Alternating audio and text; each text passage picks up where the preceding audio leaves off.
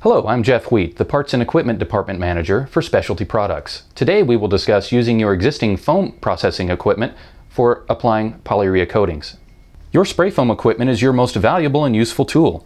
When using it to apply other products such as polyurea, it can increase your profits, widen your customer base, and allow you to offer a technology your competitors don't provide. Understanding the basics of processing polyurea and how to use your spray foam equipment to apply it are very important.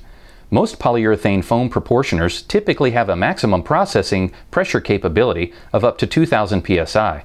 They also have smaller primary heaters, which need to be considered when using your spray foam equipment to apply polyurea. It is important to note that polyureas achieve their best physical properties when processed at high pressures, those greater than 3000 psi, and temperatures greater than 160 degrees Fahrenheit. As you know, to achieve quality spray foam, less pressure and lower temperatures are needed. When you have a polyurea application under consideration, it is important to consult your supplier to get guidance on ensuring your spray foam equipment is capable of manufacturing a strong enough polyurea for the surface environment in which the polyurea will be performing. Examples of applications where spray foam equipment can apply polyurea include spray and bed liners, waterproofing, corrosion protection of steel, and several others.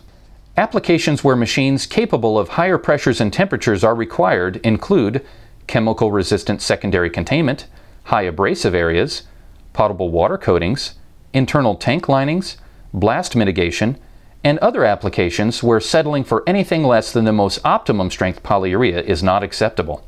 When using your spray foam proportioner to process polyureas, you will need to turn up your pressures to the machine's maximum capability, which is typically 2000 psi. You will also need to adjust the primary heaters and hose heat settings to 170 degrees Fahrenheit. Polyurea's A and B components require more impingement mixing than foams.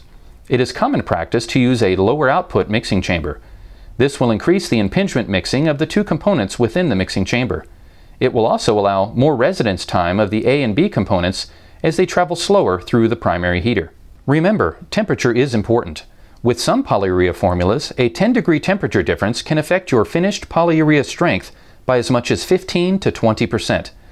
Depending on your proportioner's heater wattage capacity, it may be necessary to increase the product temperature in their containers prior to processing. Approximately 24 hours before you begin, heat the product with power blankets, heat bands, a hot box surrounding the drums, or simply warming the area where the products are stored. As with all products, it is good practice to keep the containers off of steel or concrete floors when trying to keep the material warm. Spray foam air purge guns will produce a strong enough polyurea for some of the basic applications as we noted previously, as long as the right mixing chamber and adjustments are made to your processing settings on the proportioner. With polyurea technology, it is important to note that just because a machine and spray gun can process and apply a polyurea and that it becomes tack-free, that does not mean that is what should be used for the expected service performance of that product. One change always affects everything else. It is important to understand and follow this when preparing for polyurea applications. Additionally, as with spray foams, to field measure the polyurea's reactivity profile, always reference your supplier's technical data sheets for processing requirements and gel and tack-free times. Thank you for watching this How Do I with SPI educational video, and happy spraying.